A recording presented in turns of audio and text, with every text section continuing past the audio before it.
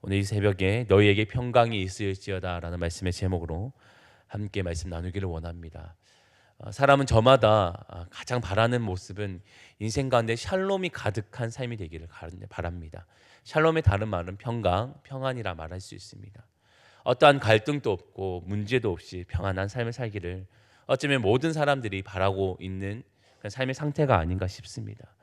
그러나 이 샬롬 그리고 이 평강이라는 것은 늘 우리에게 주어지지는 않습니다. 쉽게 깨어지기도 하고 쉽게 사라져 버리는 것이 샬롬이기도 합니다. 그래서 사람들은 이 샬롬을 늘 갈망하고 바라고 어떻게 하면 이것을 가질 수 있을까? 어떻게 하면 이것을 내 삶 가운데 정착시킬 수 있을까를 많이 고민하는 듯 보입니다.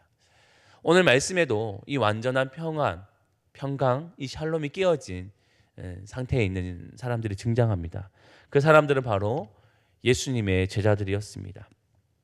예수님의 제자들은 오늘 그 삶 가운데 평안을 찾아볼 수가 없었습니다. 그들의 인생 가운데는 오직 두려움과 염려, 그리고 이제 어떻게 하면 앞으로 자신의 삶을 살아가야 될지에 대한 미래에 대한 생각들로 가득한 삶을 살아갔습니다. 그도 그럴 것이 그들이 믿고 추종하고 따라왔던 예수님이 십자가에 달려 죽으시는 그 장면을 목도했기에 그들은 더 이상 이제 평안을 찾아볼 수가 없었습니다. 그리고 그들 가운데는 이제 예수님과 같이 자신들도 그 위협, 사망과 죽음이라는 그 위협 가운데 있다는 것을 알기에 더 두려웠습니다. 예수님을 죽인 사람들은 유대인들이었습니다. 유대인들은 예수님을 그토록 싫어했습니다. 자신이 지켜왔던 그 기득권을 놓치는 그것을 방해하는 요소로 예수님을 생각했기 때문이죠. 그래서 예수님께 죄를 씌웠습니다. 죄를 만들었고 그리고 그가 다시 살아날 수 있는 기회가 있었음에도 불구하고 끝까지 예수를 십자가에 못 박으라 소리치며 결국 예수님을 십자가에 못 박혀 죽였습니다. 그래서 그들의 마음간에는 기세가 등등했습니다. 이제 우리가 했던 것이 맞았고 우리가 지켜왔던 것을 계속 지킬 수 있을 거라는 생각을 가졌던 것이에요. 그래서 예수님을 따라왔던 수많은 사람들, 그 제자들을 이제 함께 잡고 그 무리들을 이제 와해시키려 하는 것이 그들의 목적 가운데 있었습니다. 그 첫 번째 대상이 바로 제자들이었습니다. 그래서 오늘 말씀에도 보면 19절에 이렇게 말합니다. 그들이 유대인들을 두려워하여서 이게 숨어서 저녁에 함께 모여 있다는 내용들을 이야기하고 있는 내용이 거기에 있습니다. 그들은 유대인들의 눈에 띌 수가 없었습니다. 왜냐하면 그들의 눈에 띄면 자신들도 예수님과 같이 십자가에 달려 죽을 수도 있고 위협 가운데 살아갈 수 있었기에 어떻게 하면 유대인들의 눈에 띄지 않을까 그들 고민 가운데 있었던 것이죠. 그래서 자신의 삶 가운데 있는 것이라고는 조금도 평안이라는 것은 찾아볼 수가 없었어요. 오직 두려움과 염려 가운데 있었습니다. 그런 그들 가운데 오늘 예수님은 그들의 인생들 가운데 찾아오십니다. 오늘 19절 말씀인데 우리 함께 읽어보도록 하겠습니다. 19절입니다. 이날 곧 안식 후 첫날 저녁 때에 제자들이 유대인들을 두려워하여 모인 곳의 문들을 닫았더니 예수께서 오사 가운데 서서 이르시되 너에게 평강이 있을지어다. 아멘. 부활하여 제자들에게 나타나신 예수님이 오늘 그들에게 찾아오셔서 말씀하십니다. 너희에게 평강이 있을지어다. 인생에 오직 두려움밖에 없던 그들, 사람들의 눈치를 보며 문을 꼭꼭 담아 꼭꼭 숨어 있어야 했던 그들의 인생 가운데 오늘 하시는 말씀이 너희에게 평강이 있을지어다 라고 말씀하고 있어요. 오늘 이 말씀을 들었던 제자들은 어떠한 마음이었을까요? 너무나도 두렵고 염려 가운데 있었던 한치 앞도 내다볼 수 없는 그들의 인생 가운데 오늘 예수님이 하셨던 그 평강의 말씀은 크나큰 위로가 되었으리라 생각되어집니다. 세상 어떠한 말과도 비교할 수 없는 가장 큰 위로가 오늘 예수님의 말씀 가운데 있지 않았을까 생각해 봅니다. 너희에게 평강이 있을지어다. 다른 말로 너희가 두려워하지 말라. 너희 두려워하지 않아도 돼. 너희의 인생 가운데 다시 한번 샬롬이 있을 테니 너희가 샬롬이 있기를 내가 바란다. 이 말씀이 모든 것이 무너져 있는 그들의 인생 가운데 하나님이 주시는 참된 평안이 오늘 그들에게 주시는 그 말씀, 그것이 오늘 부활하신 예수님의 입술로 들려지는 그 말씀이었습니다. 예수님은 그런 그들에게 말씀을 하시고 자신의 몸을 보여주십니다. 여기 상처를 보여주시고 여기 찢어졌던 것을 보여주시면서 말합니다. 그때 제자들이 비로소 예수님이구나 그러면서 기뻐했다라고 이렇게 말씀하고 있죠. 그럼 예수님 다시 한번 또 말씀하시죠. 너에게 평강이 있을지어다. 예수님은 자신의 몸을 보이시면서 내가 환영이나 너에게 보여지는 어떤 그림자 같은 것이 아니라 내가 정말 부활하신 예수님이라고, 내가 약속으로 말씀하셨던 그 예수님이라고 그들에게 다시 한번 확증해 보여주시는 겁니다. 자신의 몸을 보이셨다는 것은 어쩌면 제자들 가운데 다른 어떠한 것보다 내가 말씀을 온전히 이루셨다는 것을 보여주시고자 자신의 몸을 보여주고 계셨다고 보여집니다. 오늘 말씀에서도 등장하지만 예수님이 무덤에 계시지 않았을 때 제자들은 이해하지 못했죠. 어디 계셨을까? 그들의 마음 가운데는 예수님의 그 말씀이 조금도 생각나지 않았습니다. 내가 분명히 사흘 만에 3일 후에 내가 부활하겠다라는 그 말씀이 그들 마음 가운데 없었기에, 하나님의 약속의 말씀이 그들에 없었기에 그들은 더 두려워할 수밖에 없었습니다.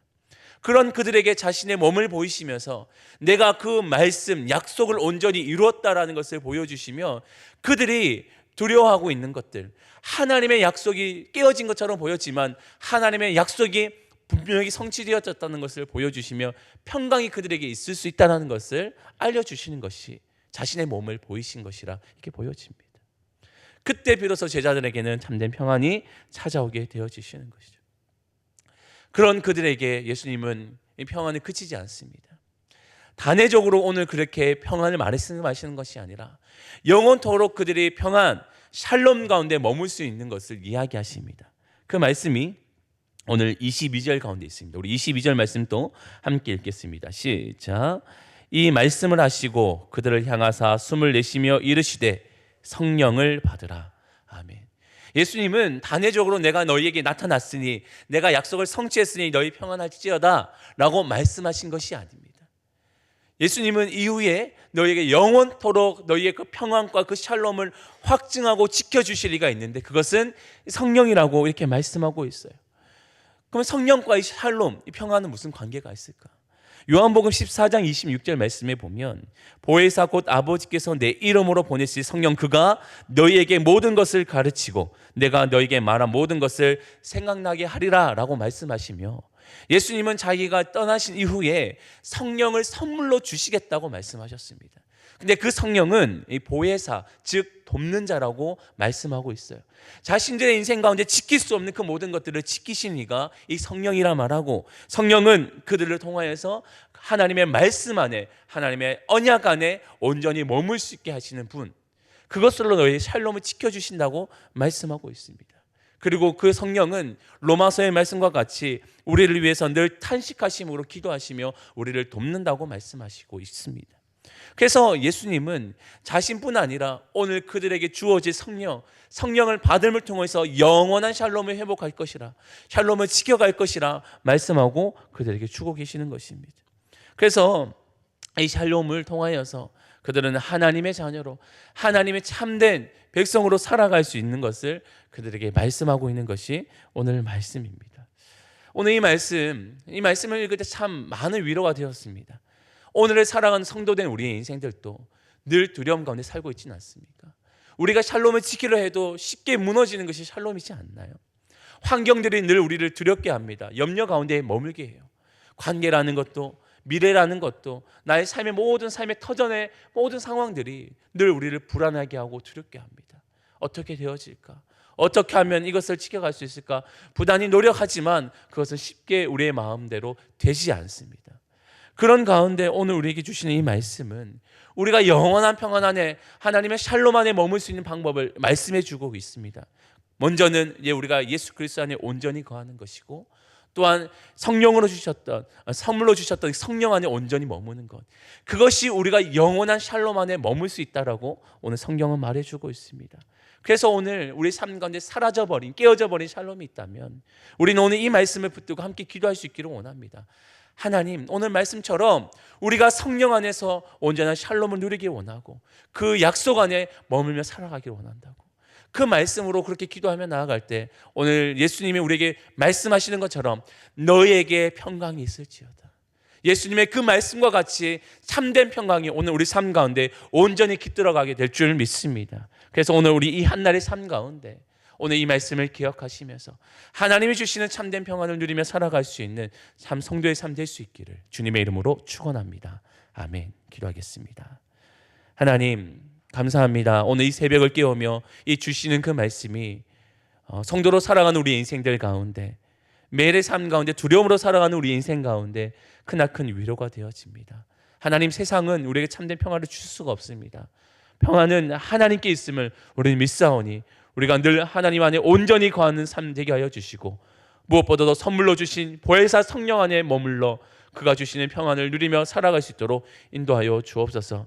환경은 언제나 우리를 두렵게 합니다. 그러나 그것을 뛰어넘고 평안을 이루어 가시는 성령이 계신다면 그것을 극복하며 하나님이 주시는 그 평안을 날마다 이루며 갈 줄 믿습니다. 주님, 오늘 우리의 삶이 그런 삶이 되기를 원하오니 우리의 모든 삶 가운데, 우리 교회 가운데, 우리 모든 성도들의 삶 가운데 그 동일한 은혜가 임할 수 있도록 인도하여 주옵소서.